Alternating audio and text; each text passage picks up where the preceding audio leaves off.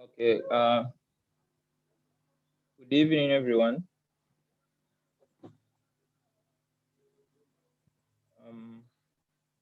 I hope nasikika vizuri.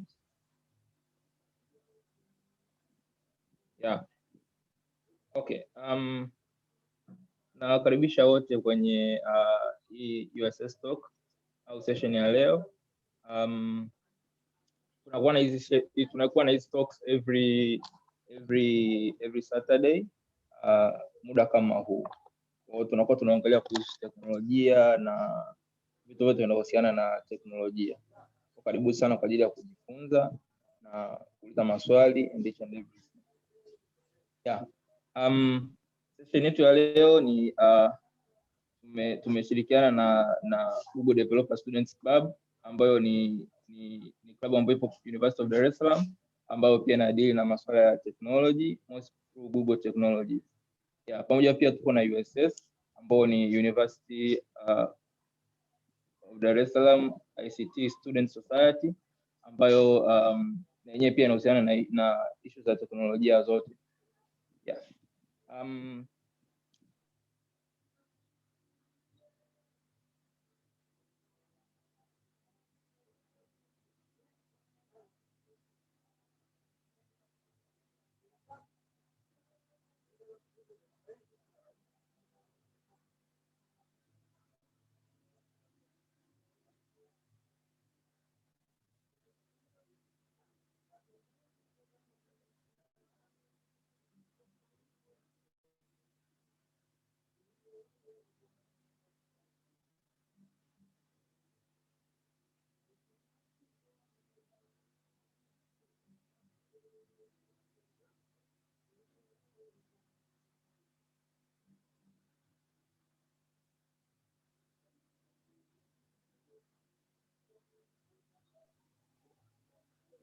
Okay. Nadhani tupo pamoja. Yeah. As I was saying, today tutakuwa tuna live demonstration of the software project ambao tutaangalia jinsi software project inavyokuwa inafanyika. Project yetu ya leo tutakuwa pamoja na gift Nnko ambaye baadaye atakuja kutambulisha, nitamkaribisha ndo ata do each and everything. Kwa upande wangu mimi ni James Mushi, ni UISS, ni kiongozi wa UISS na deal na projects, lakini pia nipo kwenye GDC, ni GDC lead wa University of Dar es Salaam. Karibuni sana kwa ajili ya kujifunza. Okay, na kama una swali lolote, utaratibu ni kwamba you can just put it on the chat, na wakati demonstration inaendelea, sababu inaweza kuwa ndefu kidogo, utaendelea kupata majibu hapo hapo. Kwa hiyo all the questions will go just on the chat. Yeah.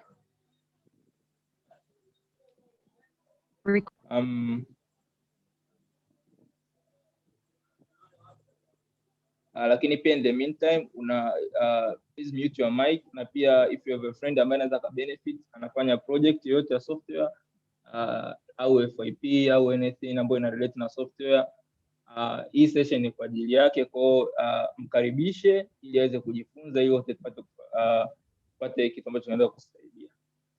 Asante sana. Nadhani soon I will let the ambaye atafanya demonstration of the project gift Nnko aendelee. Kwa stay tuned na tuendelee kuwa pamoja.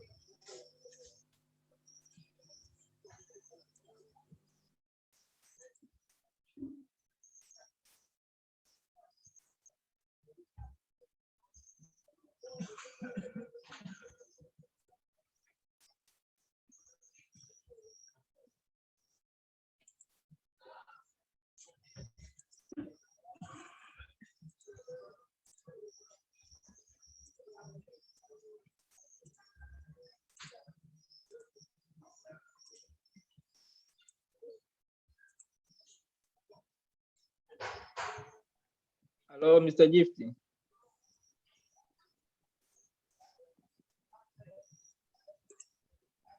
Yes, James. Yeah, yuko tayari kwa ajili ya kuendelea? Yes, nafikiri niko tayari. Karibu sana. Naomba pamoja. Okay. Yeah. So, guys, kama nilivyosema, if you have a friend, wewe ni mwanafunzi au ni mtu unajoin from anywhere around, karibu sana on the session and feel free to ask questions ambazo zinahusiana with what we are doing here. Please share on the social media and everywhere, ili kwamba wengine pia waweze kufaidika, because hawa ni watu ambao wametoa muda wao kwa ajili ya kushirikiana na sisi na kusaidia. Kwa hiyo kupata chance kama hii, naomba tuenjoy wote kwa pamoja. Yeah. The gift will be with us just some few seconds right now. If whenever you are ready, karibu. Asante. Sijajua kama screen yangu inaonekana. Yes, inaonekana vizuri.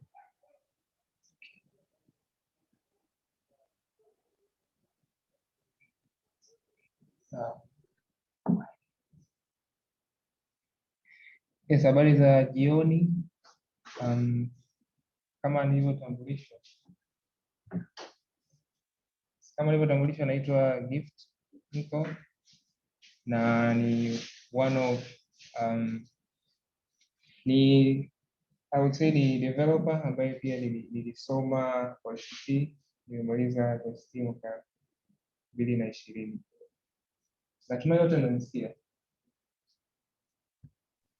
Yes, nakusikia. Yeah. So as James alivyosema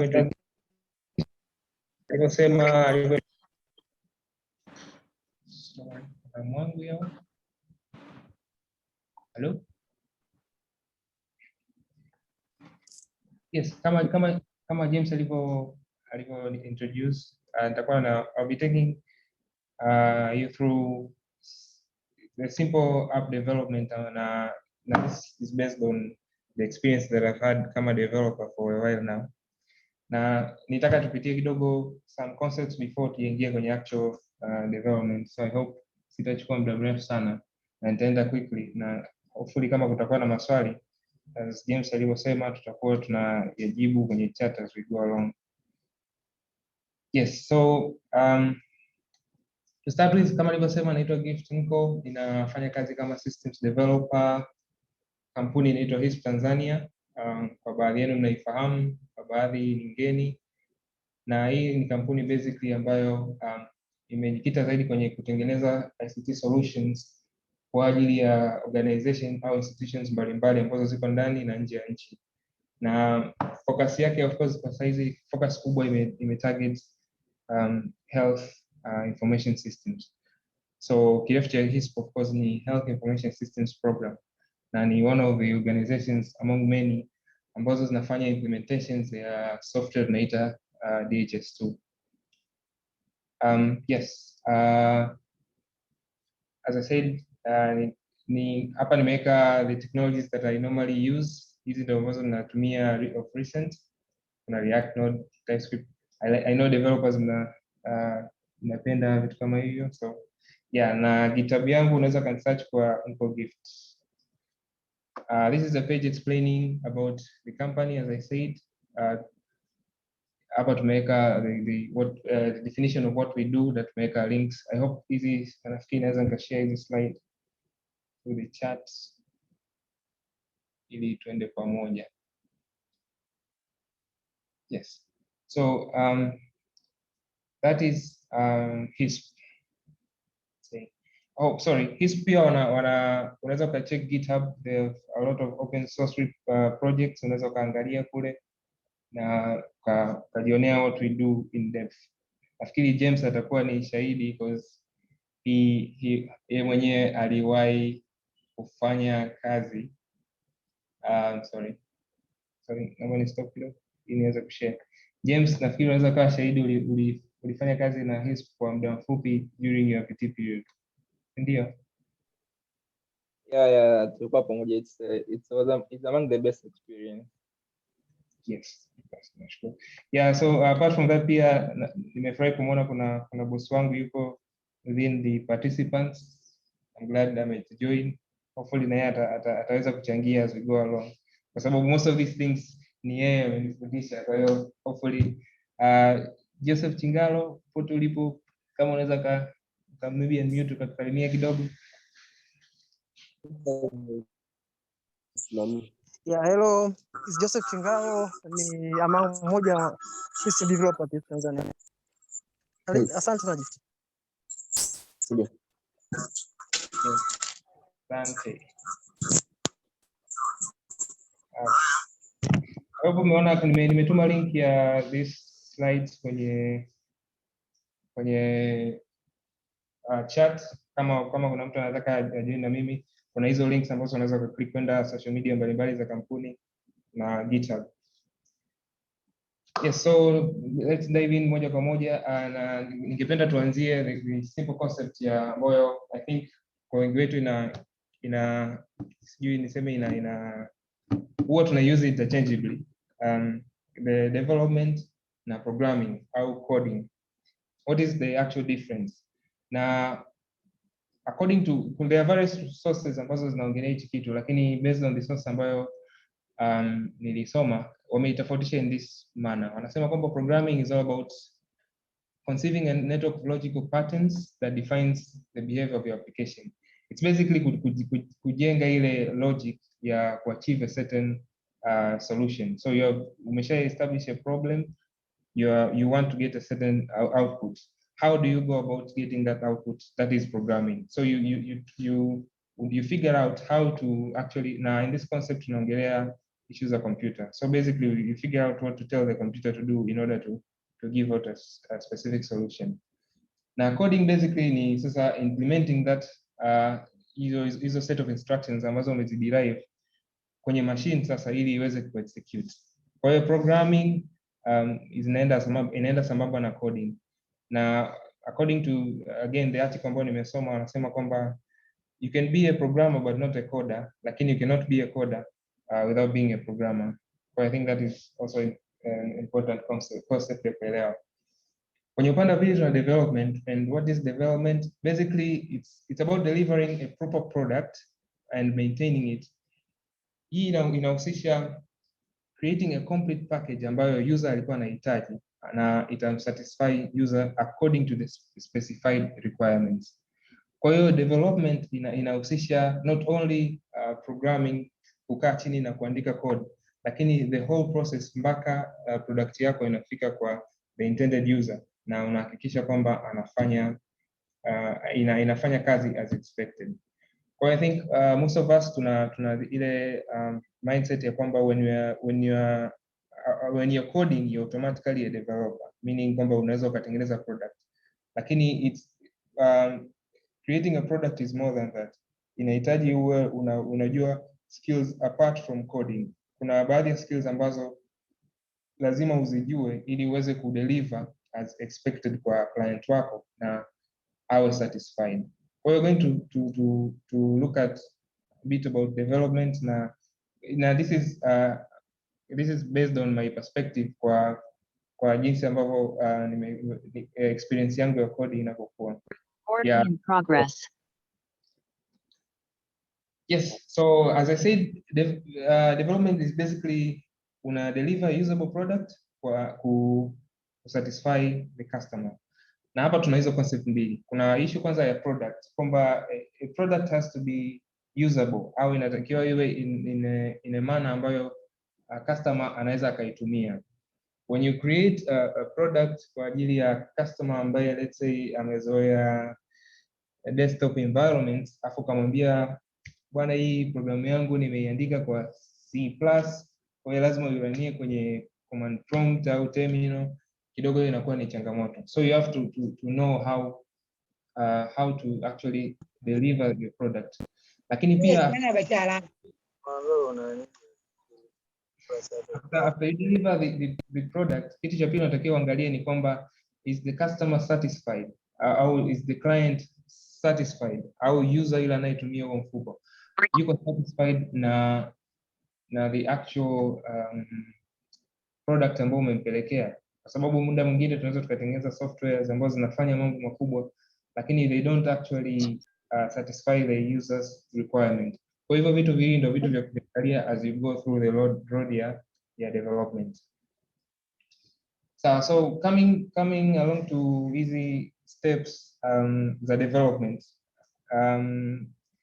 Hizi ni baadhi ya steps ambazo personally naona mtu unaweza kuzichukua na kuzitumia kwenye unapofanya development yako ya software yote. Na this can be software hata ya chuo, for example ya final year project. Na uzuri some of these steps ziko incorporated in the process for issues kama za kuandika ripoti. Unakuta some of these steps zinajiweka automatically. Lakini pia if you are working with a client na you're trying to figure out how to go about starting a project from gathering requirements to actually delivering it to the client, hizi steps zinaweza kukusaidia. They are not set in stones, kwamba what I mean ni kwamba zinaweza zikabadilika kulingana na mazingira, kulingana na aina ya software, kulingana na aina ya client, and they're not standardized. As I said hapa, this is based on my own experience. Sio kwamba ndio sheria, hapana. These are just roughly made kusaidia at least to go about development. So I think I'll go quickly through these steps. Basically, you have to gather requirements, alafu kuna process of designing that you have to go through. Na baada designing unaweza kuplan sasa jinsi ya kufanya execution ya project yako in terms of development. Na kuna issue pia ya testing. Baada ya testing unaweza kufanya some kind of documentation na ukarelease kwa the intended user. Lakini pia ukirelease sasa kuna issue ya maintenance au feedback, kuangalia how is the project inaendelea kwa the intended user. In the concept ya gathering requirements, basically hapo unahitaji kujua what the system should do. Na in this context tutakuwa naongelea context ya software. Yeah, so basically utahitaji kujua what exactly your system needs to do ili kufikia lile lengo ambayo user anataka. So basically hapa I just outlined an easy way ya kukusanya hizi requirements, na nje inaitwa you create actually user stories, na baada ya user stories you create scenarios au acceptance criteria kukusaidia kuvalidate hizi user stories. So kuna hii format ambayo ni very easy to use. Unasema kwamba as a user you have to specify which user I want to. This is the need or feature that needs to be incorporated in your software, so that this is the outcome ya hiyo feature kwenda kwenye your software. So for example, hapa tunaweza tukaangalia hapa kuna example. As a new user, I want to register by creating a username and password so that the system can remember me and my data.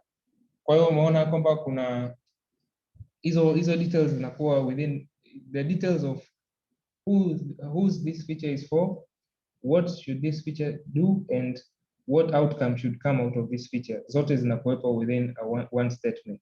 Na hii inakusaidia baadaye kuja kufanya ile acceptance testing kwa users wako, in a sense kwamba if umetengeneza system ambayo imetimiza hii requirement, na maisha automatically hata kwa user ataimark as pass, kwa sababu that is what they intended in the first place.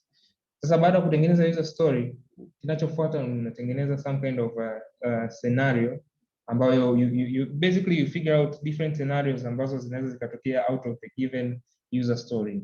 So one of them could be kwamba, given that I'm a new user, when I go to the sign up page and I enter a username and password and click on sign up, then I am successfully registered and able to log in within my chosen credentials.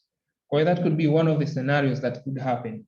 Na hii inakusaidia pia, nafikiri tutaona in the second step, itakusaidia pia ku design the actual flow ya your application na vitu kama hiyo, au the flow of a certain feature within your application. So hizi scenarios unaweza kutengeneza multiple based on the same user story. So for example, hapa naweza nikatengeneza scenario ya kwamba what if I am already a user, what will happen? Issue ya login maybe. What if my email has already been used and I want to register? Kwa hiyo you can create different scenarios na zitakuja kukusaidia baadaye pia kwenye kufanya testing. Kuna link hapa nimeweka chini, you can go and read further about easy user stories and how to make most of them. Sorry. So the second thing is basically how should your system work? Hapo basically tunaongelea design, how should you design your system kuhakikisha kwamba unafikia lile lengo. Na hapa design ina mambo mengi as you can say, na hizi ni some of the things ambazo personally nimeona ni they might be important kwenye design. Kitu cha kwanza ni kufigure out of course unatumia resources gani based on the requirements ambazo umepewa. Na sometimes you may not know at hand kwamba unahitaji resources gani kwa sababu unahitaji kufanya research na vitu kama hivyo. Kwa hiyo sio mbaya, lakini kwa kuanzia unatakiwa ujue at least ni resources gani. Na resources basically tunaongelea vitu kama databases, kama kuna third party integrations utazihitaji, kama kuna analytics tools na vitu kama hivyo. And then you have to choose your tools. Na tools hapa I think it's a sensitive subject for most people. Na basically when choosing your tools unachotakiwa uangalie, tunapoongelea tools tunaongelea hizi languages, frameworks, hata that type of database that you want to use na vitu kama hivyo.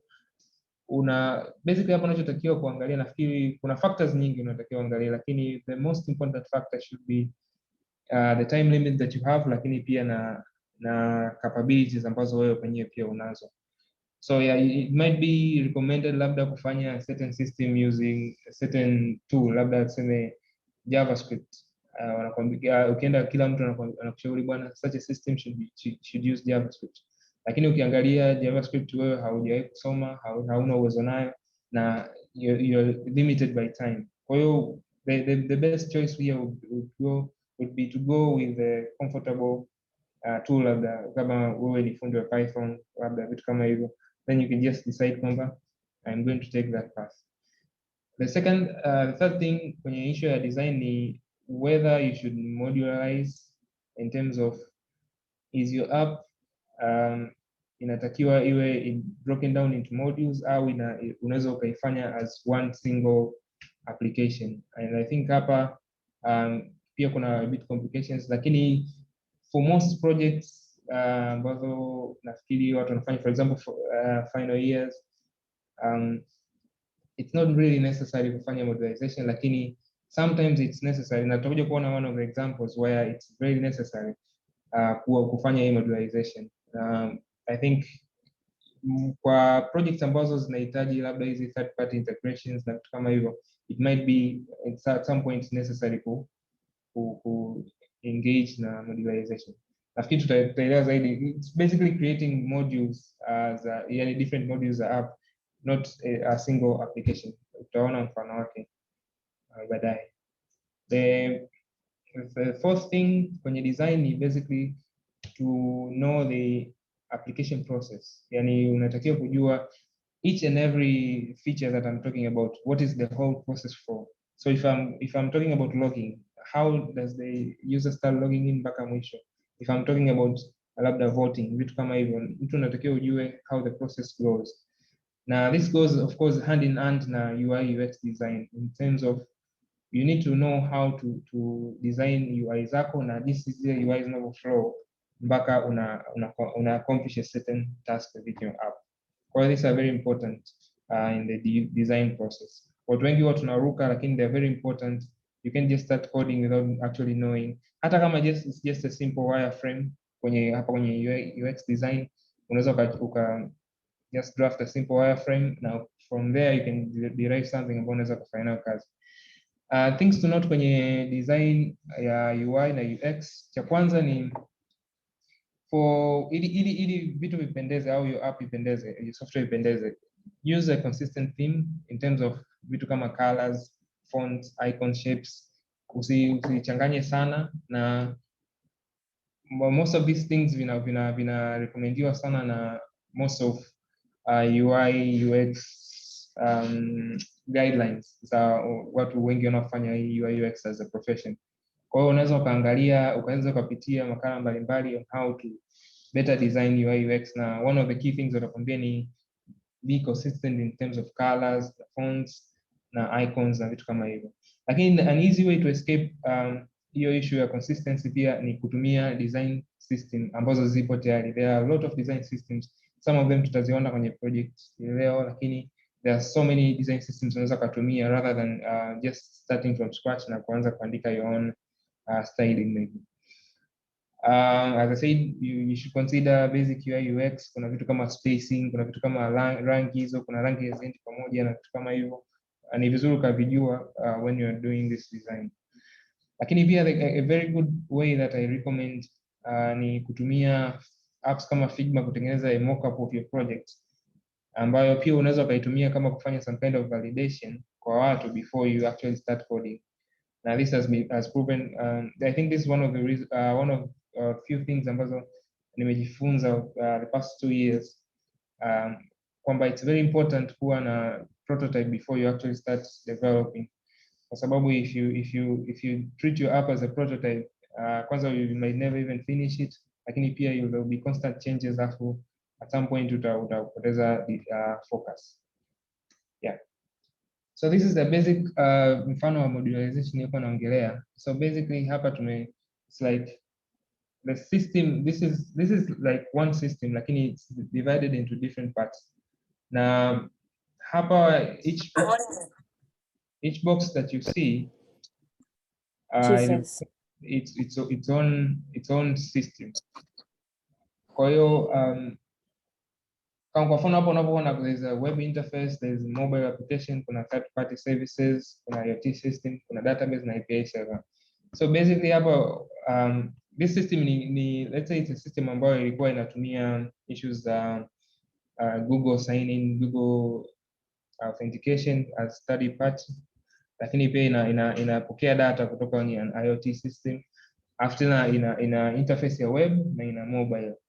So this is an example of how you can modularize it kurahisisha different flows za data ili kufanya the whole process, the app process iwe rahisi. So basically hapa the API server does inakuwa inafanya connection between all these entities. Yenyewe ina different APIs that can connect to the IoT systems, to the third party services. Ina APIs kwa ajili ya web, ina APIs kwa ajili ya mobile application. Lakini hizo APIs zote zinafanya CRUD operations, na hizo CRUD operations zote zinakuwa standardized na hiyo API server to the database. Kwa hiyo inakuwa inakurahisishia kazi. So the only single source of truth ya data zako imekuwa ni API server. Kama as I said, kama kuna maswali tunaweza tukaulizana kwenye chat. So the next step of the project ni kuplan sasa. Na hapa basically you already know what to do, you already know what you need. Unapangilia sasa muda wako na how you're going to implement the features. Na again hapa kuna different tools you can use ambazo ziko listed hapa, unaweza kuangalia kwenye hizi links, lakini I would recommend GitHub. GitHub ina sehemu ya project kwa ajili ya kila repo. That is a very good place to start. It's very simple na it's very efficient kusaidia kufanya your management your project. Again, plan hapa pia it's not set in stone. Kuna mabadiliko yanaweza kabadilika yakatokea, kuna issues za bugs au nini inaweza kutokea na inaweza kufanya ukabadilisha plan yako, which is totally okay. Nafikiri pia one of the things ambacho nimejifunza pia ni hicho. Yes, na when you're creating a plan, try to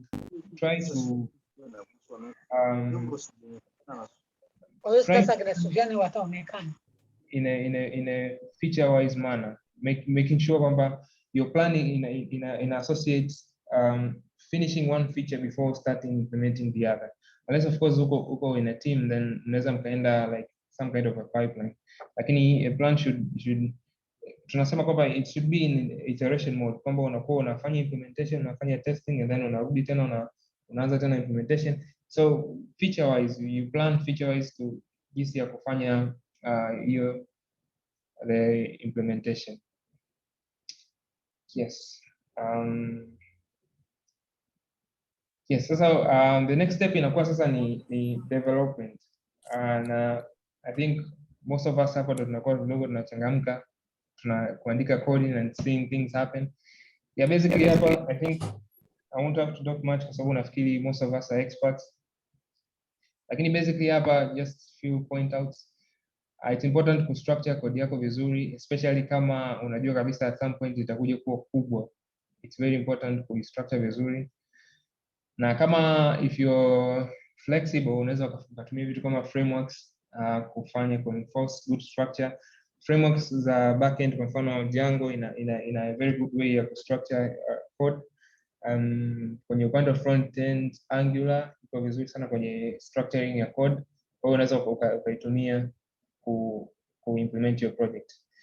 Again, consideration ya good practices. We learn these good practices tukiwa darasani, tukiwa blogs mbalimbali. So it's important kujifunza na sometimes yeah, you might skip some of them, lakini for those that you know and you can actually implement, ni vizuri ukazi implement.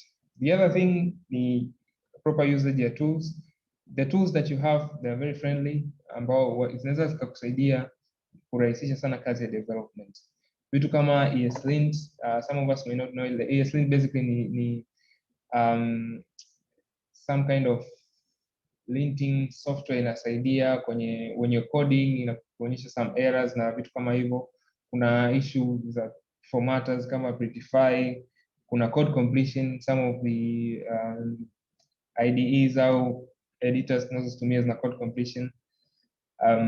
Kuna other different plugins ambazo unaweza kuzitumia kutusaidia kufanya development life kwa rahisi. So it's important first to learn how to use them, kuzitumia efficiently ili kuhakikisha kwamba you make your life easier when it comes to development. Lakini apart from that, hizi pia zinasaidia sana ku reduce errors at some point, kwa sababu they come with a standardized way of working. Kwa hiyo hata ikikusaidia inamaanisha kwamba at some point inaweza ikawa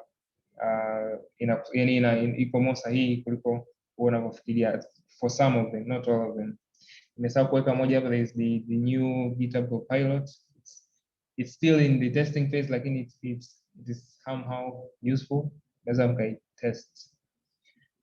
The last point ni kutumia version control system. I think this is very important. Na version control inasaidia kwenye mambo mengi, versioning your code, kutunza code yako, keeping history of your changes na vitu kama hivyo. So it's very important. Najua most of us tunafahamu Git na hopefully tunaitumia effectively. So the next stage inakuwa sasa ni kufanya testing what you've already implemented. Na testing unaweza kufanya automated au unaweza kufanya manually. I would recommend ufanye automated kwa zile features ambazo au implementations ambazo unaweza kufanya automated, lakini for some you just have to do manually. Now I think my ideas kwa issue kwa mfano ya testing. The first one ni kwamba unit test isn't necessary for every implementation that you do. I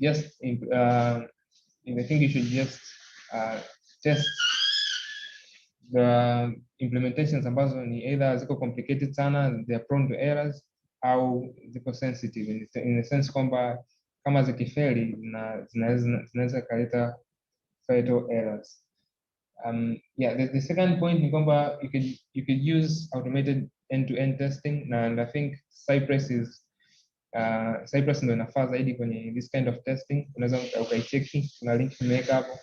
So basically end-to-end automated testing inachokifanya inavaa uhusika wa user and it goes through your app to test different functionalities. It works, inafanya kazi vizuri, lakini of course kuna some kind of coding you have to do which isn't bad na sio complex sana, because it's just dealing with HTML. Na at the end of the day I think it will totally be worth it kama ukiweza kuifanyia kazi. Another issue is kwamba as you modify your code, kwa sababu kuna some changes zinaweza zikatokea, whether it's fixing bugs or adding new features, make sure the changes also goes back to the tests. Hiyo itakusaidia pia. The other issue ni documentation. Make sure kwamba your app is documented. Na documentation zipo za aina mbili, is the user guide ambayo inamwelekeza mtu kutumia app yako, lakini pia there's the technical documentation ambayo basically unaandika a brief summarization of the technologies that are used within your app, whether it's file or folder structure, na issues kama deployment au running instructions na vitu kama hivyo. Kwa unaweza kavi document, na hii mostly inafanyika kwenye the project readme. Then the last part ambayo pia last but one, sorry, ni release sasa au deploy. So this normally depends on the type of project. For example, kwa mtu ambaye anatengeneza mobile app, deployment would mean, au release would mean maybe uploading it to the App Store ya Google au App Store ya Apple. For mtu ambaye anafanya web development, then it would mean deploying it kwenye server kwa ajili ya watu wengine ku access. Well, I think hapa it's very important to know mazingira gani unaenda ku deploy, na at least some basics, what is required kufanya hiyo deployment na vitu kama hivyo. Then kuna aspect ya you must know how your app should be deployed and document it. Yani unatakiwa uandae some kind of documentation of how your app can be deployed, ili mtu mwingine akija anaweza kapitia tu documentation na akafanya deployment.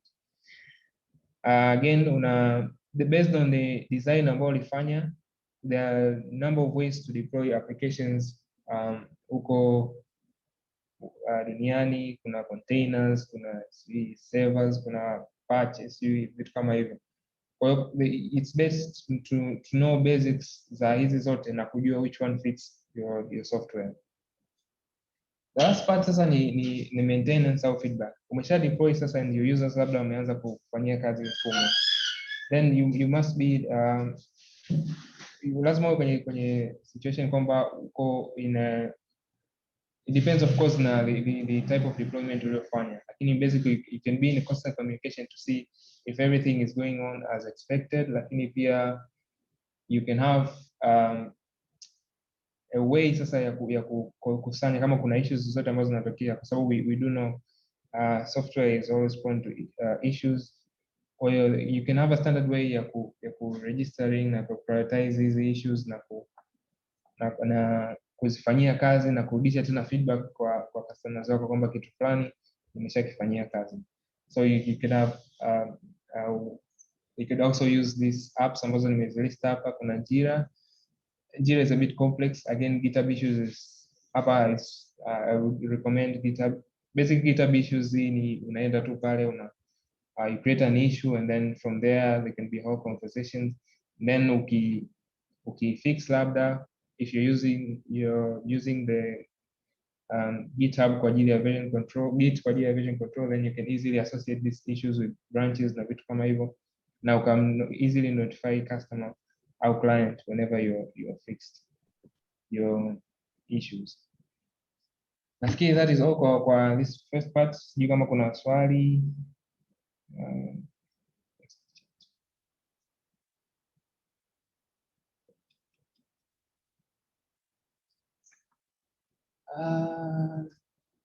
Hello? Okay. Yes, naona swali moja. You advise someone to use CMS to be responsible. I guess that's is the same CMS content management system. Glorious.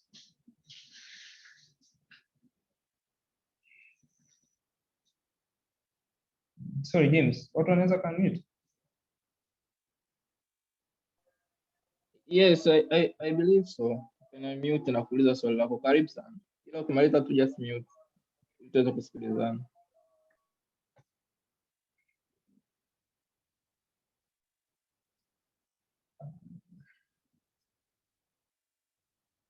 Glorious, nimeona kama una swali. Nimekuuliza content management system. Hello. Yes. Hello. Nilikuwa nauliza like do you advise someone to to stand to while developing an app, anaweza akatumia CMS like WordPress kuisimamisha, au it's better someone aanze from scratch? And also, can you speak about how to use frameworks? Is it a must for a project to have frameworks, or it's not a must? Yes. Okay, so asante kwa swali. So when it comes to CMS, I don't think it's a bad idea. Again, tunarudi pale tena kwenye design. Ukiwa unafanya analysis ya tools ambazo unaweza kutumia, you can actually figure out, unaweza kufikiria vitu kama hivyo. Yani unaweza ukaangalia kama maybe CMS inaweza kurahisishia kazi, au most of the time unaweza kukuta almost all the content that you require CMS tayari imeshazi incorporate. Kwa hiyo unaweza ukatumia, hiyo haina shida. And I would recommend, kama umefanya analysis kuona it is enough for you, unaweza ukatumia. The only challenge with CMS ni kwamba at some point, if you're developing a very complex app, at some point utafika point itakuwa haiwezi kusatisfy tena requirements zako, na hapo sasa ndio inakuwa ni changamoto, because you can push watu wanaotengeneza CMS walalie upande wako based on your requirements. Kwa hiyo hapo I think it's more of how you view your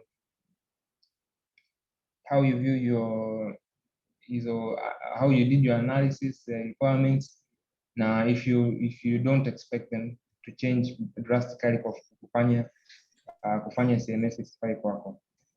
Again, on the same note pia, there are some kind of CMS ambazo haziko strict sana kama WordPress. Zenyewe zinasaidia at some point. Of course you have to do basic coding, vitu kama Firebase, vitu kama Parse servers, kuna moja inaitwa Upright, Superbase, I think. Kuna vitu kama hivyo unaweza ukatumia, they would require you to code, lakini at least zime abstract most of the things ambazo unaweza ukaandika kidogo zitakupa shida. And as for the second question uliza kuhusu frameworks, kwamba is it a must? I don't think frameworks ni lazima. Kuna watu wanapenda, kwa sababu sometimes unaweza kukuta implementation yako hamna hata mtu ambaye ameifanya as you want it. Kwa hiyo muda mwingine ni vizuri ukafanya mwenyewe from scratch. It's totally acceptable, na sidhani kama basically hivi vitu ni client hawezi kujua. If you do a good job, client hawezi kujua akasema kwamba huyu mbona ameandika from scratch, huyu mbona ametumia framework. If you do a good job, there isn't a difference. Na again, kumbuka development is all about delivering to the intended user. Yes, naona muda umekimbia kweli kweli. So James, should I continue au kuna swali? No. I don't think kama kuna swali, ila guys, kama kuna swali naomba uendelee kuweka kwenye chat. Kumbe kuuliza, hii ndo maana ya session like this one. It was questions ili upate majibu like hand to hand na ushauri mzuri. Yeah, unaweza kuendelea kumkaribisha rafiki yako, kwa sababu kama ndo tunaanza session, kwa sababu this is the fun part na the main reason ya kufanya hii session. Tunaenda kufanya live demonstration ya project yetu, na jinsi atatalk through each and every step mpaka tutamaliza. Yeah, nadhani atashare pia na source code, unaweza kuziona na kuzipitia. The main reason, the main goal hapa ni kwamba kama unafanya project yako, unaweza pia ukachukua reflect the concept ambazo tunazitumia hapa with your project, correlate kwamba this feature au this module ina relate with this module kwenye project yangu, ili kwamba uweze kufanya implementation in the same way. Yeah. Yeah, karibuni, naomba tuendelee kujifunza tu vizuri. And Gift, please, kama unaweza kuzoom in vizuri ili tuweze kuona maneno vizuri, kwa sababu haionekani vizuri. will be very helpful. Okay, sorry. Yeah. So guys, yeah, karibuni sana. And in just few seconds tutaenda kwanza the project yetu na Okay. I don't know which nani itaonekana. That's 24. James, utaniambia kama unaona vizuri hapo.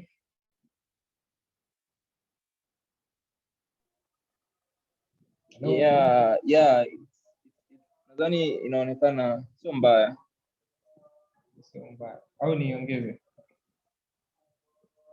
Nadhani inaonekana, that's fine. Sababu vitu vikiwa vingi tena isije ku catch up vizuri.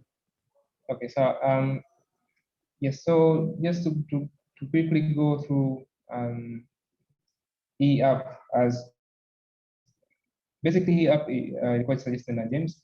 I think he did some part of it. Na Shangai alisema kwamba mimi I'll do all the parts. He actually did some part of it.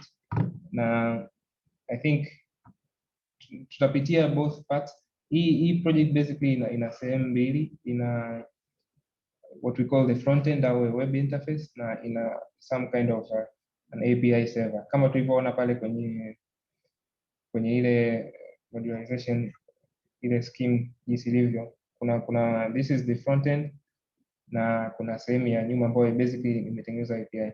So maybe to quickly go through the back end.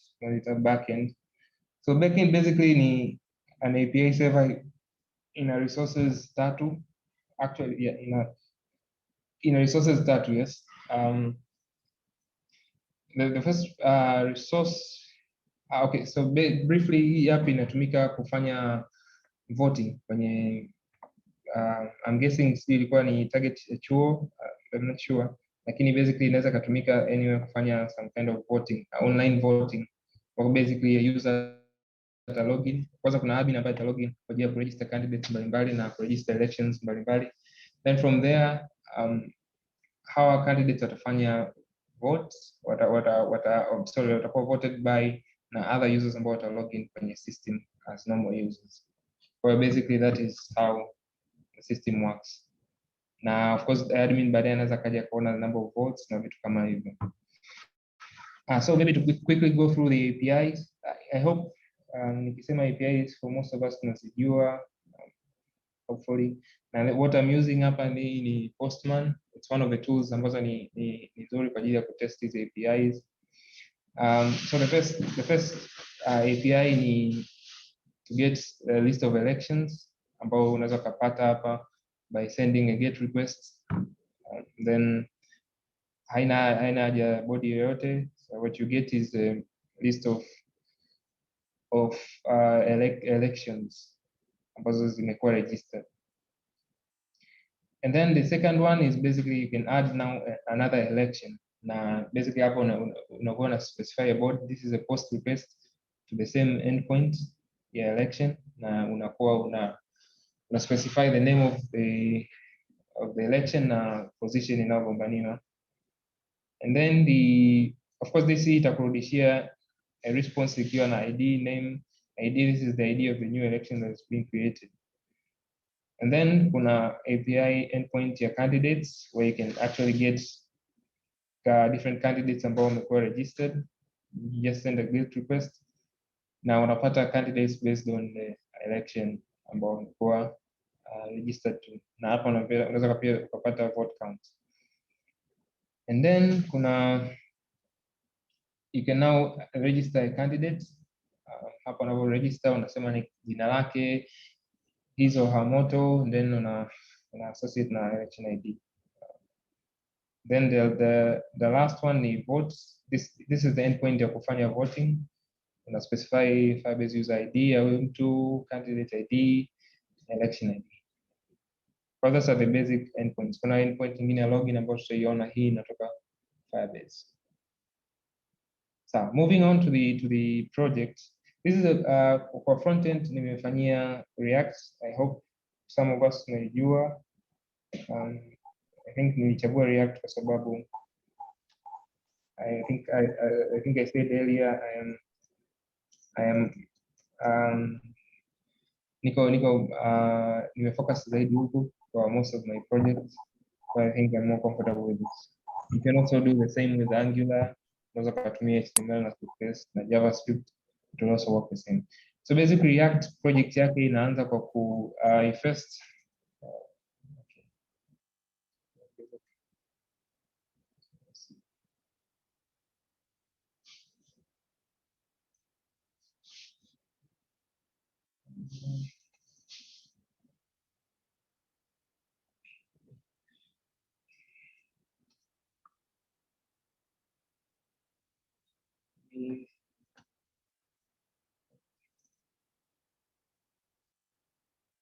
can you guys see my terminal?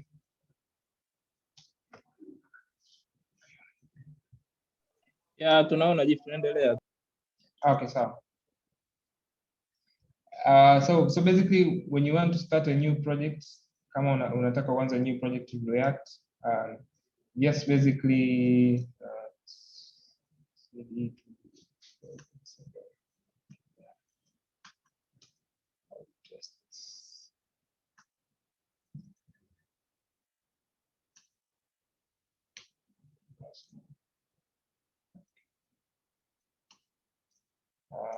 so let's go back to it.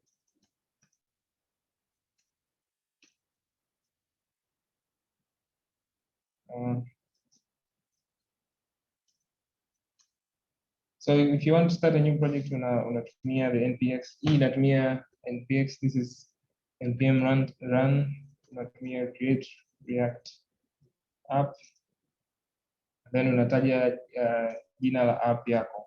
What this will do is itafanya some kind of bootstrapping, kutengeneza some files for your project, na itatumia npm kufanya installation ya packages. Kuna different packages zinatumika, React being one of them.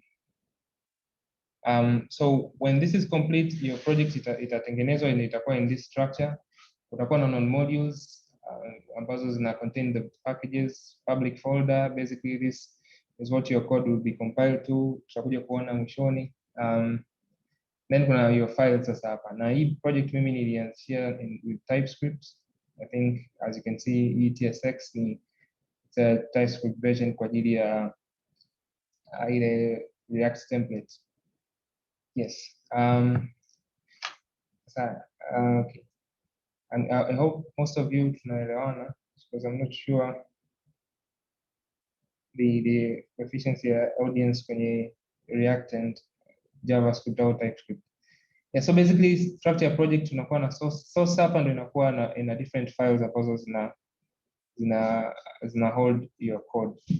Na the entry point ya your React application ni index hapa. This is where the app starts. Now this is the first component that is being called. And basically this app comes from this app. Or you can see hapa. Yeah, so basically that is the project setup. Asa baada kufanya hivi, I would recommend pia kutumia, as I said, version control system.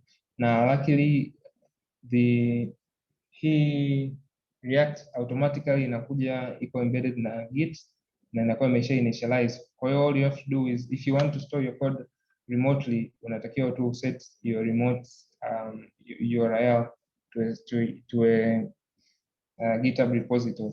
I hope most of us were familiar with this. So this project ambayo naonyesha hapa is now hosted.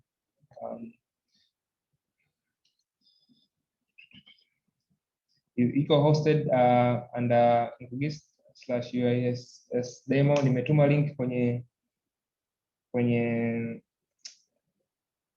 chat. Hopefully, I'm not sure kama kuna watu ambao they want to follow along, wanaweza wakaiclone hiyo repo tukaanza wote, because I'll be moving a bit fast kufanya implementation. Sawa. So the first thing that I did in the project is first of all setting up the UI, because I was given a simple design, wireframe design, how the app should be, and I did some some UI designs. Now, let me just run it to Zion, and then we'll see how they implement it when the app.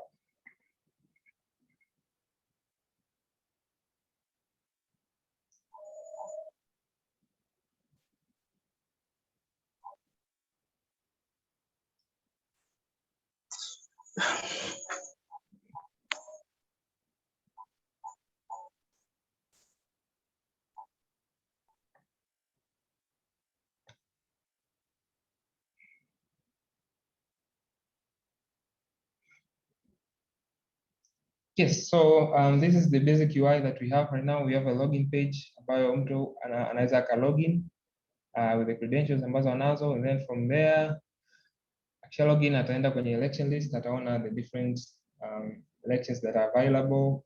Then from here anaweza kama ni admin anaweza ka edit au delete. Then akiclick on this anaweza kaona sasa different candidates, na kama anaweza ka vote anaweza ka. So maybe tukienda sasa kwenye code, how this is implemented. So first of all, hii imefanyika, as you can see the design again, as you can see the design, kuna some kind of standardization, kuna like the good looking UI na nini. Lakini what I did is basically I used one of the design systems that I spoke of. Kuna muda nilisema about issues of design, the design systems. So basically, this is the design system that I used. Inaitwa Mountain. In a list of components that you can use out of the box kufanya your implementation. So if you come out here to Nnko, so you can see for example, the button that we saw. So you can basically you can import it as a component within React. Ikakusaidia with all the styling na nini. Now the best thing about Mountain ni kwamba inakuruhusu kubadilisha theme kirahisi tu. Basically with using Mountain, all you have to do first ni kufanya installation. Installation yake, if you go to the documentation, then the getting started part, unachagua basically depending na what tool you use. Hizi zote ni most of them ni React based. So mimi nitumia create React app. So you just come and you add, unachukua hii hapa, you add it to your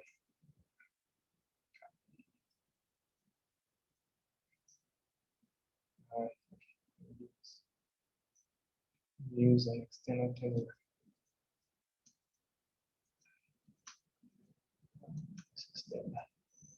So basically you just add as a package, then from there unaweza ukatumia. So the first setup, you come to the entry point of your app.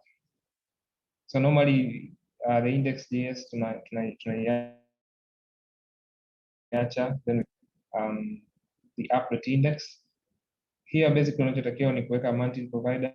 Hii inasaidia ku standardize the theme all your app within a certain standard. Ili kwamba kama ni font, for example, hapa nimeset kwamba font itumike Ubuntu. The font will always be Ubuntu kwenye implementation zote within this app. Well, there's so many configurations unaweza kufanya hapa. Kuna issues kama color scheme na vitu kama hivyo, whether it's light or dark, ile kwa ajili ya as you saw, I think ifanya toggling hapa, you can easily toggle to dark mode and light mode. Unaweza kufanyia all that configuration hapa. Yeah. So from there, what you require, the second step is implementing a routing. Routing basically ni how your pages zinabadilika within an app. So if you noticed company ilianza na login, hivyo click login. If you notice the URL hapa hivyo says at login. If I click on login, it changes to elections. Now if I click on a single election, inabadilika to some ID hapa, meaning this is the ID of this specific election. So that is what you do within the routing. Now kwa React tunatumia a tool called React router DOM. Basically, how you use it, when I install, when I install yarn through yarn again, React router DOM. Yarn add. So after you install it, basically the usage, it's a very simple in a couple of components in what we call a router. So hii nimefanya implementation within this router module. So nimegawanya this into different modules kwa ajili ya simplicity ya code. So we are now in the router module where we see the routing inavyofanyika. And basically hapa you just have the main router. Now you have within it you have different routes. Now basically hapa unachokiambia ni kwamba if a user routes to this specific route, then apeleke kwenye this specific component. The same way here hapa apeleke kwenye this specific component. Now that is how routing works with this React router DOM. So before I continue, naomba nione kama kuna watu tuko pamoja nao ndio tumeachana kabisa. So maybe a show of hands kwenye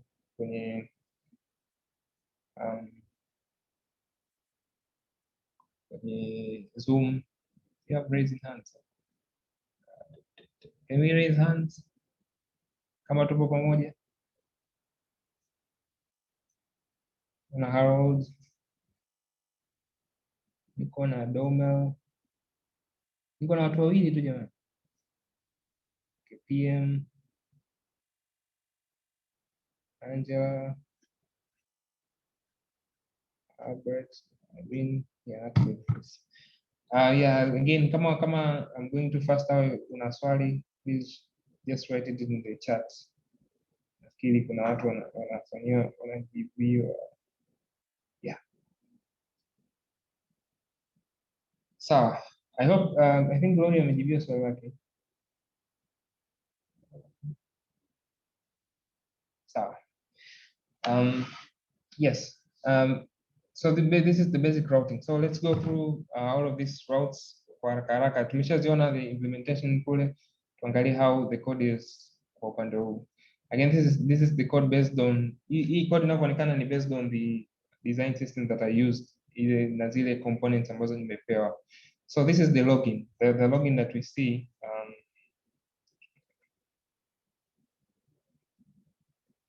so the login page that we see hapa ndo implementation yake iko hapa.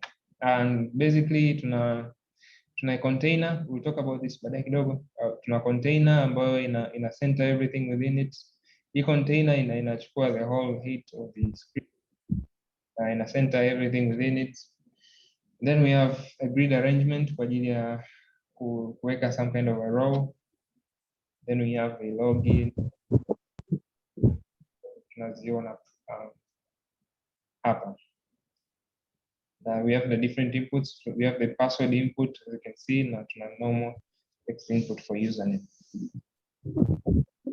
Login button.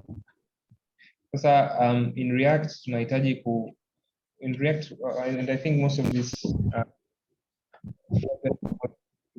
there's something with state that we need to actually manage. Now this is the form. Basically hapa what is happening kwamba if someone texts akiandika hapa certain text, then I'm supposed to actually get this as a variable within my code and be able to do something with it. Kama ni validation, kama ni if it is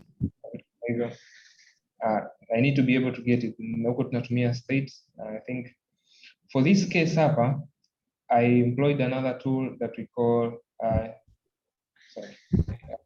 hook form. I think this is one of very interesting tool that you can actually use while I'm going to React. So basically what this does is just it automatically manages your forms without even bothering about it. So tuongee React kidogo. So basically ina hii hook ambayo this gives different values that come inatoa this object ambayo hii object in a lot of, you can actually see hapa,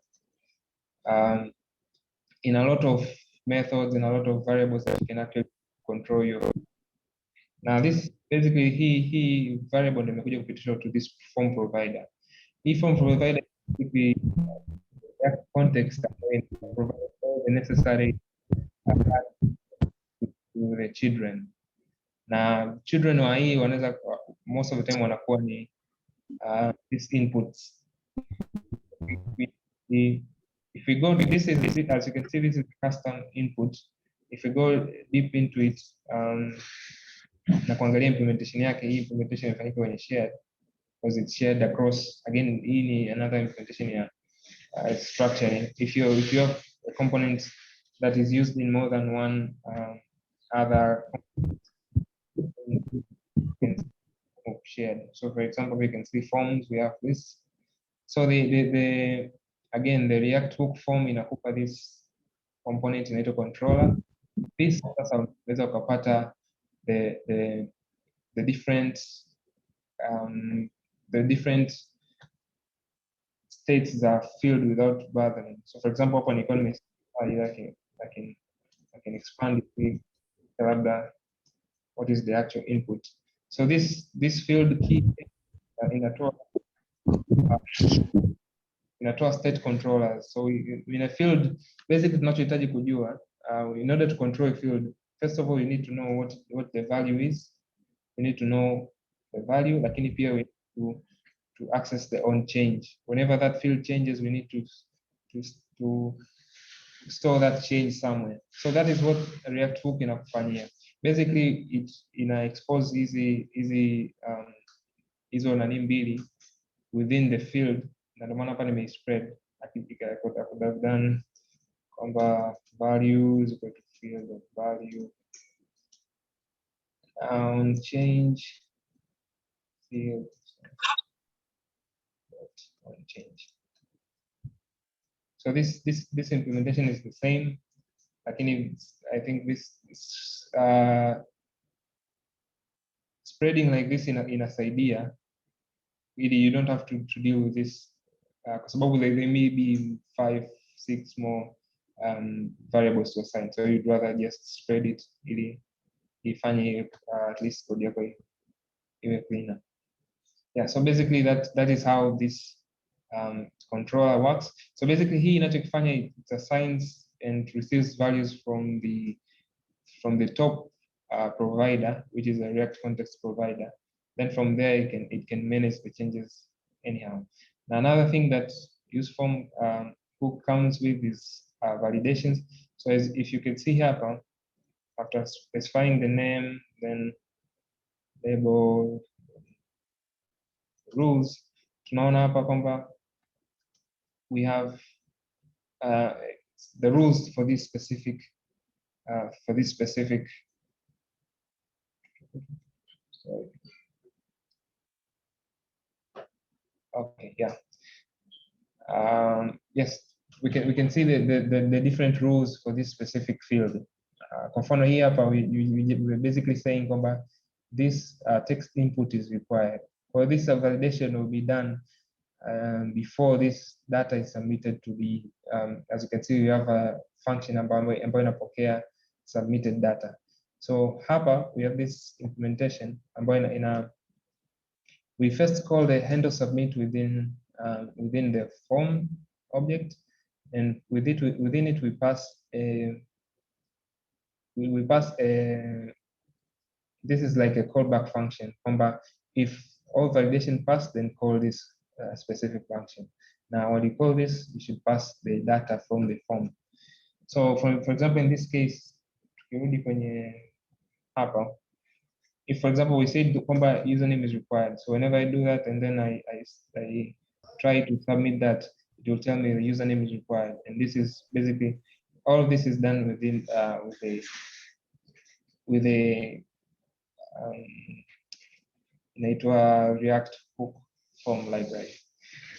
Yes, so I've used this library for all fields ambazo tutakutana nazo. Yeah, so basically that is how the login form is implemented, and this implementation of course inafanana for the other form that we have. We have the create election form. I think, let's see if we have the routers. We have the router for that. So we can just go to, if you navigate to elections, then new. We can see hapa tuna hii form ambayo basically inakusanya zile data kwa ajili ya kutengeneza election.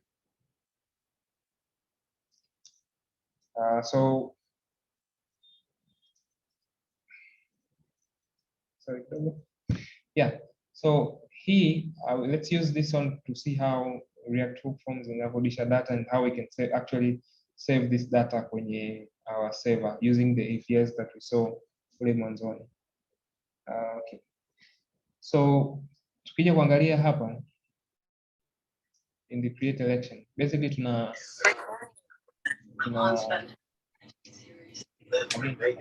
basic provider, tuna container, and then tuna header, and then tuna zile inputs mbalimbali, as you can see them kwenye implementation hapa. So we have the election name, position, the candidate 1 na candidate 2 pamoja na moto zao. So what we're going to do hapa, first of all, we're going to see how so let's say, yeah, we're going to see how the React hook form inarudisha data, and then from there we can actually implement hapa a way ya save to the database. Of course, we're going to send the request to the API server. Okay, so if for example we say fill in position, president, name,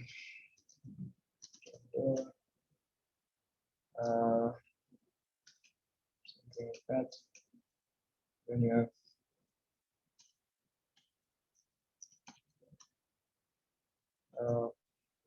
something. As I continue, kuna mtu yote ameweza ku clone hii project? Maybe unaweza kaniambia kwenye chat. So this is the data that has been filled. As you can see hapa, if you could see it would, let me change that. Hapa on create, I just basically told it a display. Display it as log.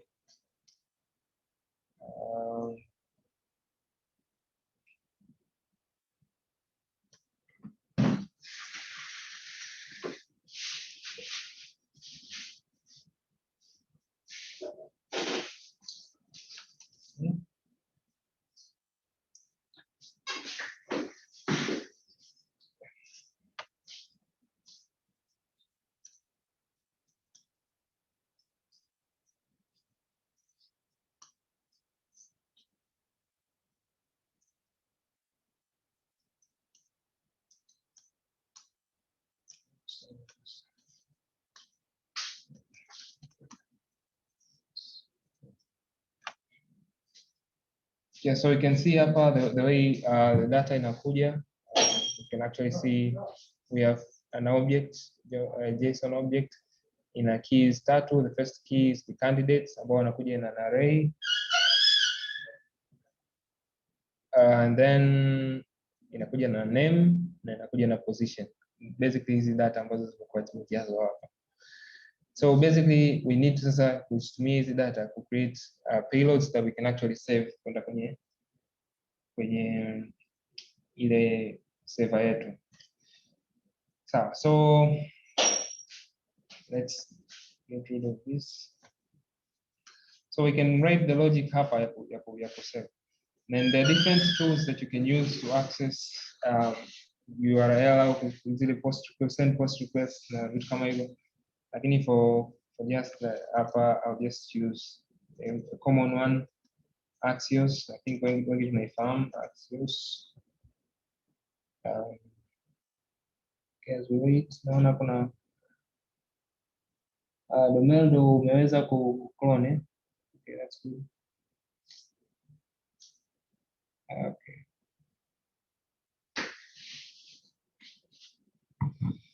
So yes, so basically Axios, we first have, so based on the data we have, tunarudi tena kwenye some kind of a documentation kuangalia how we need to use two endpoints. The first endpoint ni election, because we need to create an election first, then an election in the tupa ID ambayo tutasave sasa candidates. So the first we need to so this is just a variable. It points to a server. So the first we need to have that server. Now the best practice is always to put it in some kind of an environment so that it's not exposed. Server URL. So let's get it from Postman.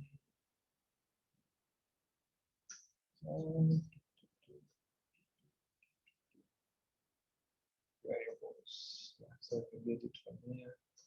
I think James si watu wanaweza katumia pia. Yes, yeah, watu wanaweza kutumia kwa ajili ya ku play around with it. Yeah, unaweza kutumia the same URL. Let me share it pia kwenye chat.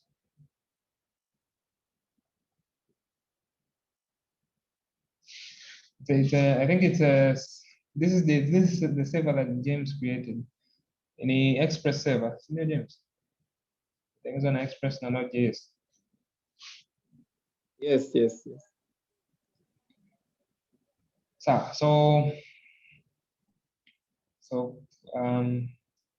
So basically hapa tumeshaona we need first, tukishapata data zetu, we need to first create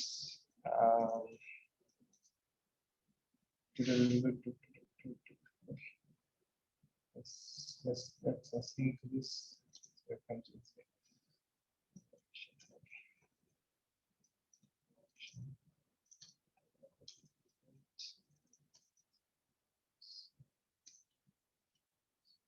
And hapa tunapitisha data za elections, so we can see kwamba election just needs the name and position. So we can pass name, which is that name. Of course, an easier way would be position. Tutafanya implementation ya hii, lakini tukishapata saved election, this is what we require. This hapo we expect it atuletea the ID, and from that ID basically is where we can actually log it. So let's see, and then we can actually search candidates. Yeah. So this, as you can see, this suggestion hapa imetolewa. It's what I said about the GitHub Copilot. It's one of the tools that I'm trying to test. It becomes handy kwa hizi tasks ambazo ni repeatable. As you can see hapa, it has actually suggested the right implementations. Of course, yeah, basically, let's just put this in an object really where I see. Again, let's see what we need for candidates.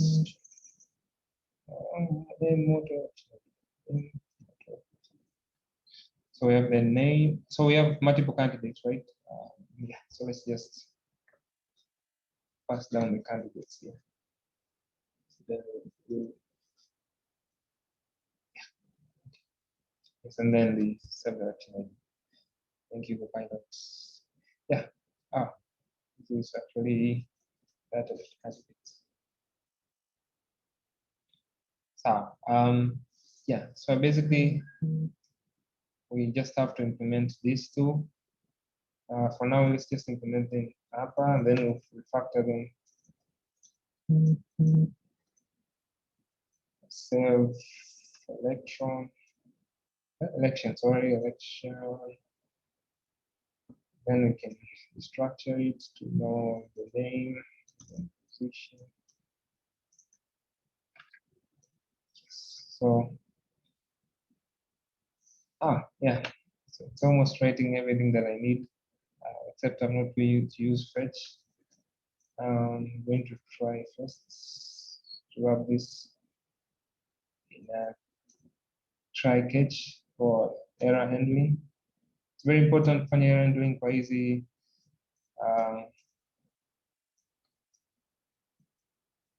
for network requests, because you never know what may go wrong.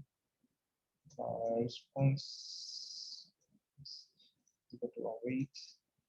I'm going to use Axios. Yeah. Wow. So I think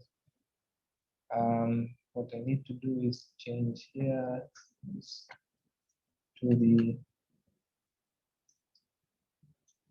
process.tmp. So we need to figure out what is this.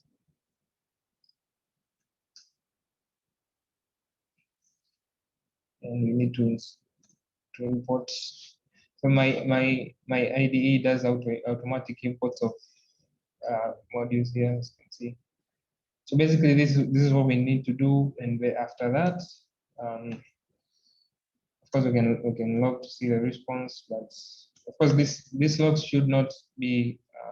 You should remove them within the production code. You just need them to see how your execution goes as you develop. But make sure you remove them before you actually deploy your app. So here we can check the response status. If it's 200, then yeah, we can easily just return the response data, which will basically be this payload right here. Yeah, no, sorry, it's this one. It will be this payload. And then, okay.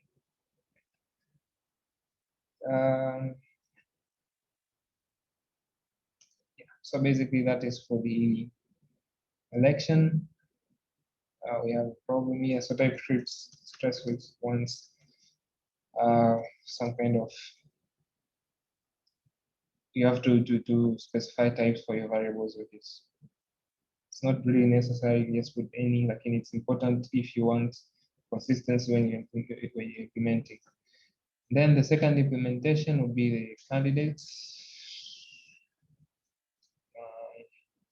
So we can actually instead save candidates function.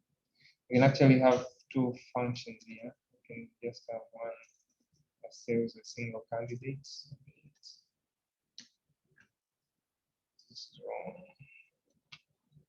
So basically, it accepts a candidate. So if you remember, we had the candidate had name, and then motto, name which is string.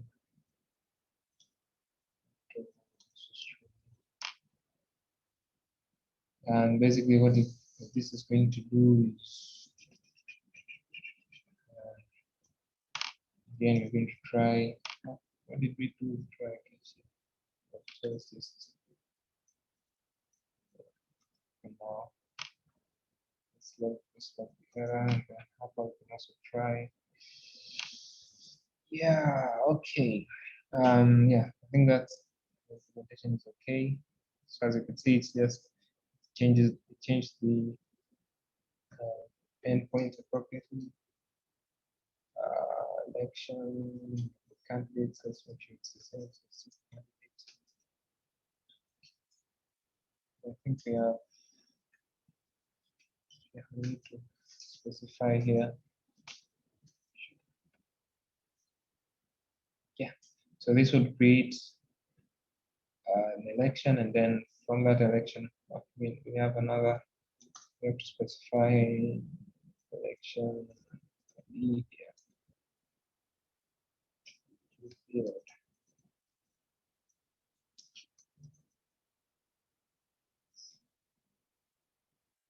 So it's still beautiful here. What shall I do?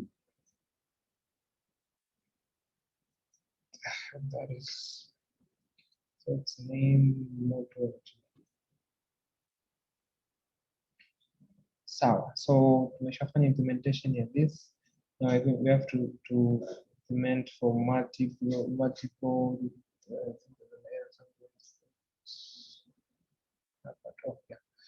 I'm not reading the touch.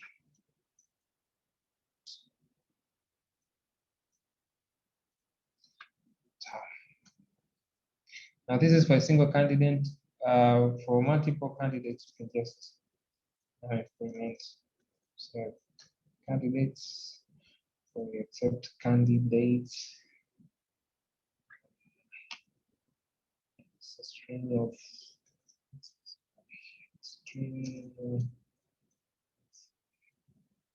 first we must have the name of the string,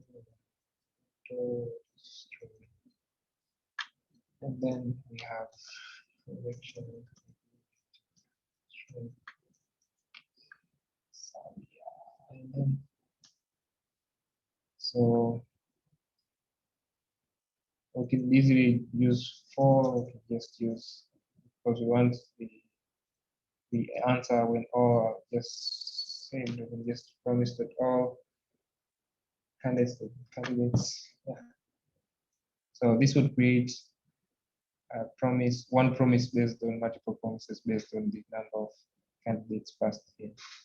So yeah. And then yeah, let's see what we do with the response here. Let's use standard response to that. Okay. Yeah. So I think this should be able to save. Normally it doesn't work the first time, so hopefully it will. Start this.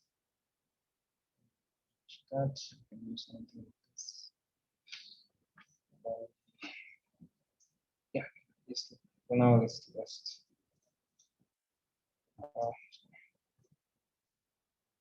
so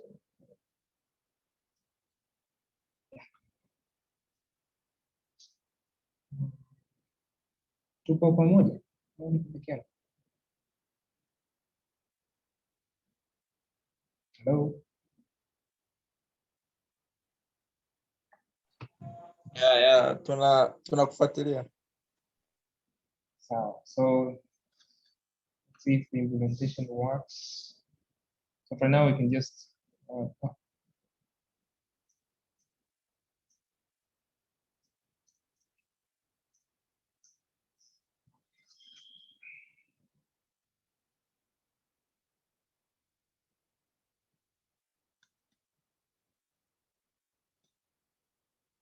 sorry, just hatuna feedback, we can just try up to position.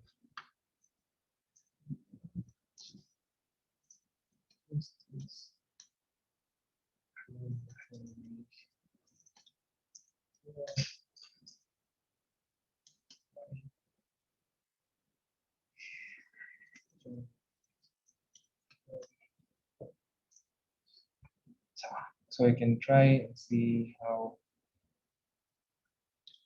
Okay, so you have we have the normal bugs, and I guess is this HTTP or HTTPS? It's in HTTP. Yes, ni HTTP. Yeah, so we have the access. This might be browser dependent. Let me see. Chrome has issues with this.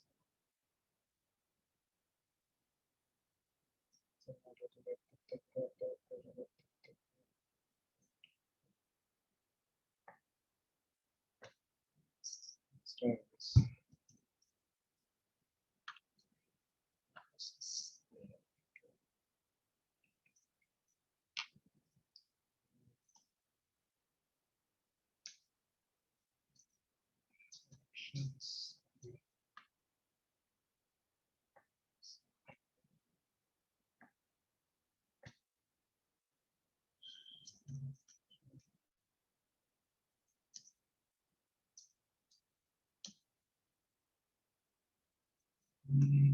2, 3, 4.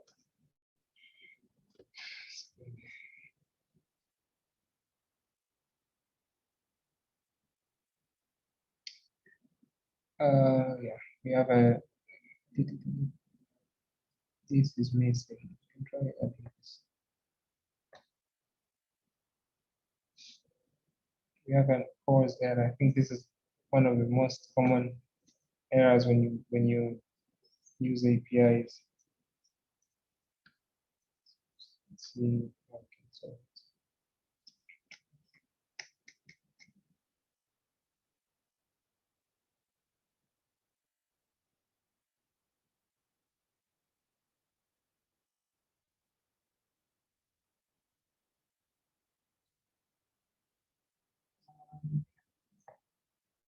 we just need any help from the chat. Kuna guru unajua hii mambo.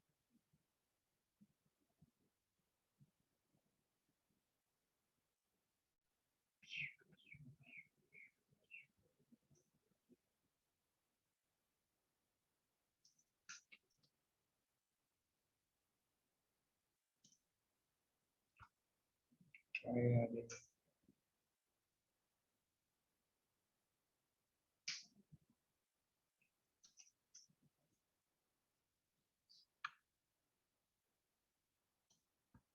Try adding that. So now that's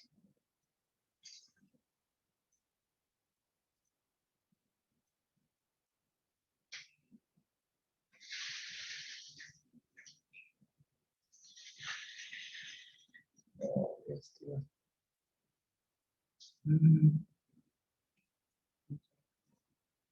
Let's see. Two things.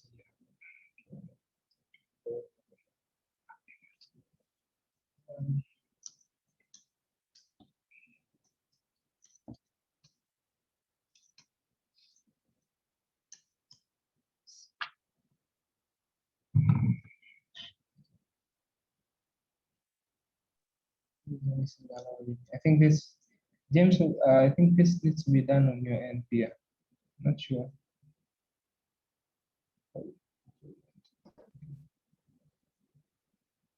Senior James? I'm not sure. Yeah, I think so. There's a way to add this. Let me try to get requests. Yeah, so basically that is how you can save data. Fortunately, there's no point. I think that's basically how you can save data within the with the APIs. Then you can try retrieving the data. Let's try retrieving. So you have a sample data. Like let's retrieve. So that's it.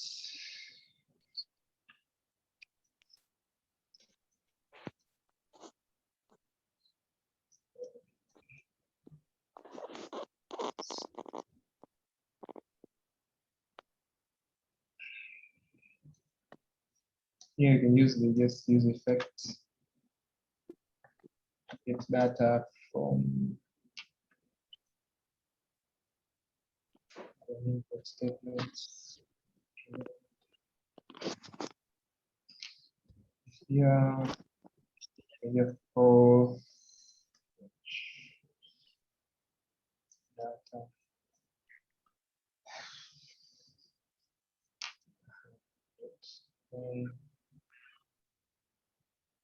Data.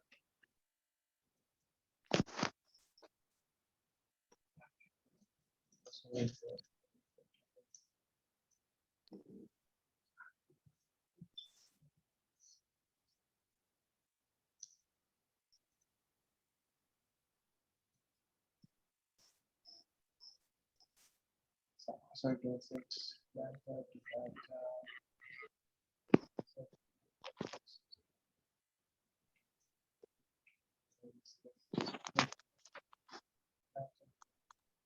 So in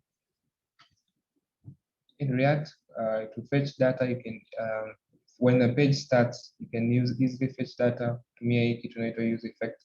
I think for people who use React they're very familiar with this. So basically, that is what we're going to do. Hapa, because we already know we're going to fetch the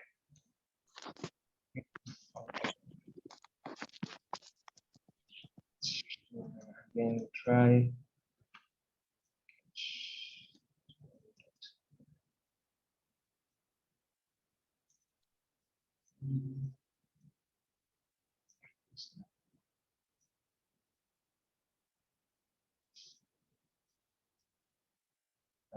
So instant response, that will wait.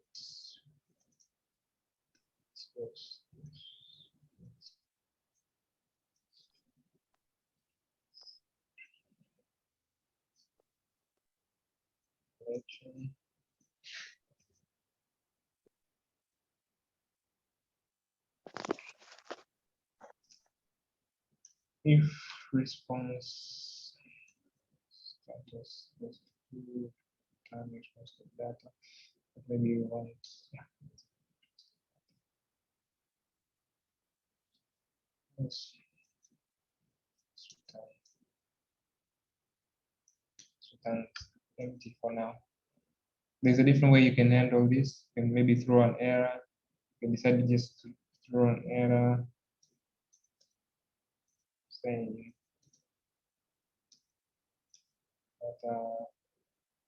data fetch failed or something like that. You could do different things here depending on it. For now, let's just so that we don't have to handle it. So basically, this will fetch data and then set that data and then let's see.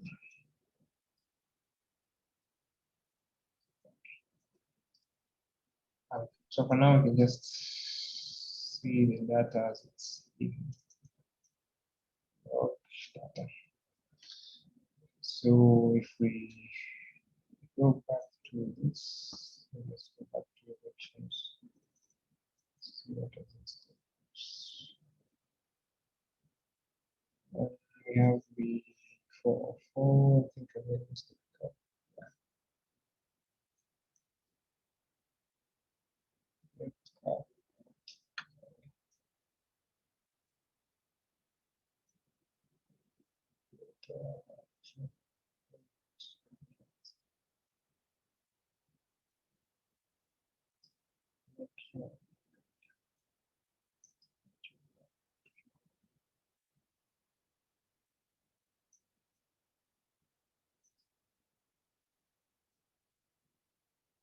Yeah, so you can actually see this network. Again, I think we have the same issue with the calls. It's being blocked. I think James, kama unaweza fix maybe people when they try baadaye so that they're able to. Yeah, I'll fix it up. Yeah, nadhani for now for post unaweza kutumia postman kawaida. Okay, yeah. So here you can decide to show a loader if the something like that. When it's loading, you can decide to show a loader instead of the actual data. And then if you actually get the data, if you're in this format, then you can just easily pass it. Kama ilivyokuwa imepitishwa hapa.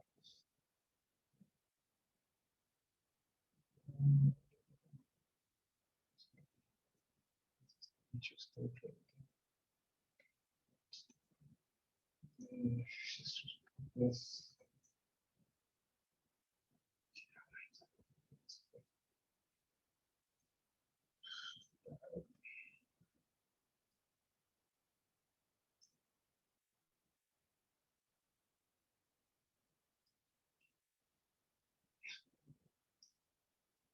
So basically, about to happen the first time the page loads.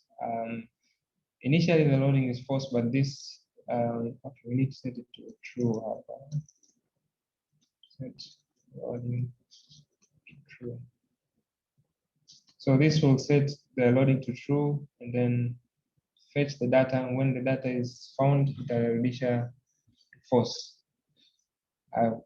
We might be able to show something else. So maybe we can try and see if we can handle this error. Another way that might be useful. We can say this can return, instead of just console logging this, can return an object saying something like that.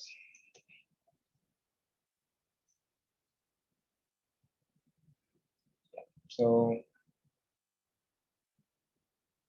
basically hapa tunaweza tukaangalia sasa in case this has brought an error, then that error could be set instead of this.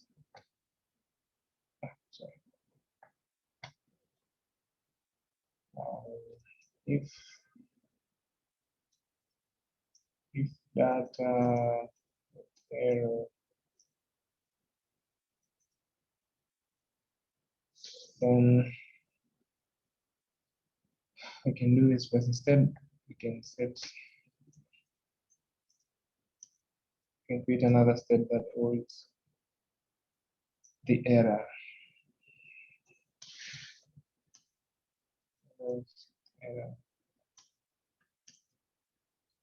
You can actually use this here before, maybe after loading. Display the error. Just verify this just in case.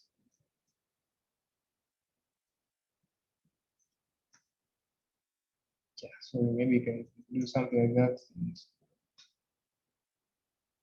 So you can actually see it's loading and then we have a network error. So basically something like that. Now you can make this a bit more, maybe you can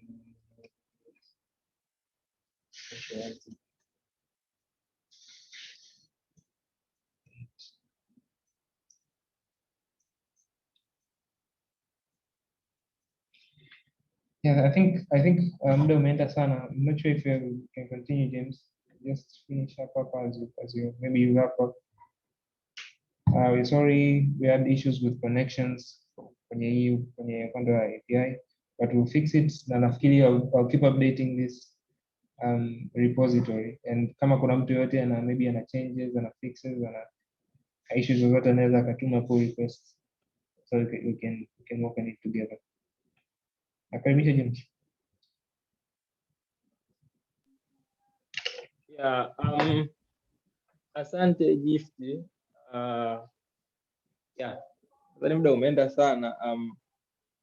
Na watu pia wana, lakini nadhani the most important thing ni kwamba watu wameona the actual demonstration inavyokuwa na different tools ambazo mtu unaweza ukatumia na kwa ajili ya ku speed up.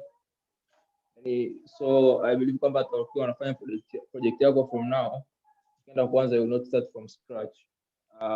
You like uta get up into speed na kwenda moja kwa moja. Yeah. Tunaomba tu kusamea kidogo kwa hiyo error iliyotokea hapo kwa ajili ya connect na API. Connect inaitwa course, nadhani consider vizuri wakati nafanya implementation yake, au la nitai-update na unaweza uka-play around with that API kwa kutumia the codes ambazo zipo kwenye GitHub ambayo tumeshare hiyo link hapo, ili kwamba kuona how does that work. Yeah.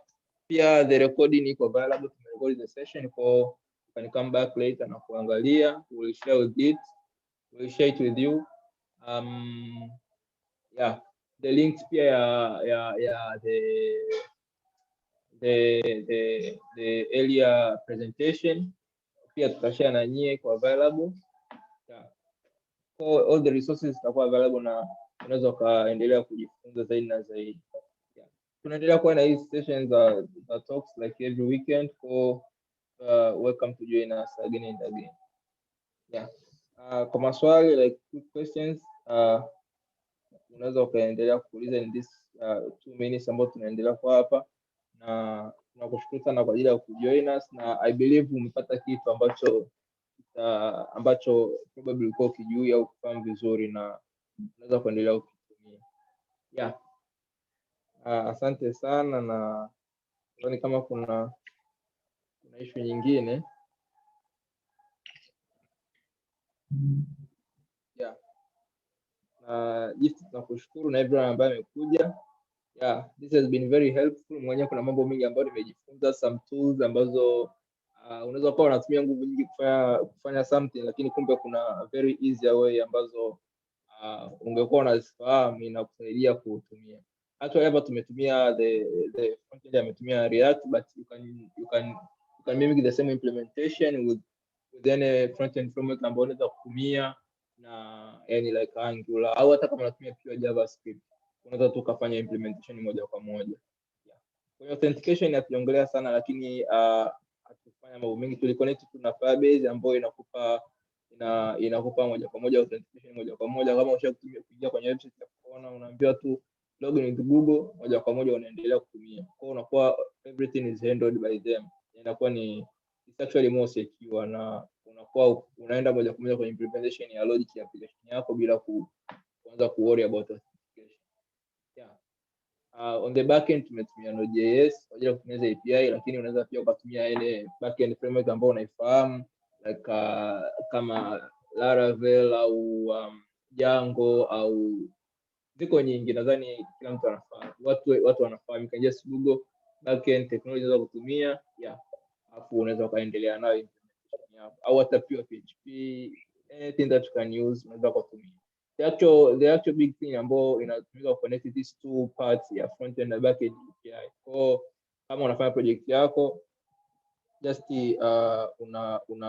unawaambia tu kwamba mtu wa back end au front end wanaconnect kwa API, kwa mtu anatengeneza API then unazitumia kwenye implementation kama project alikuwa anakuonesha.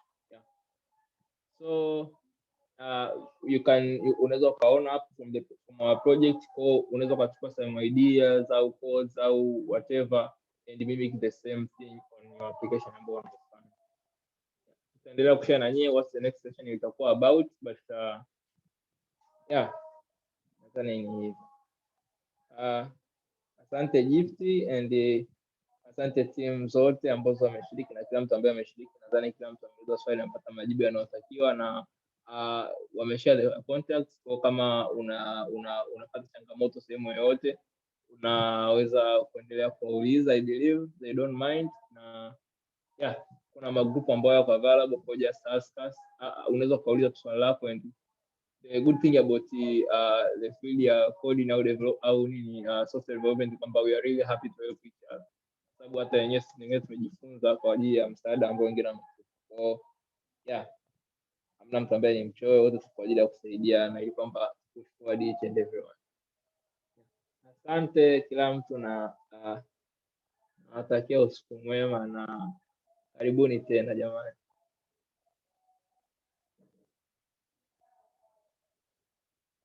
Kwaherini.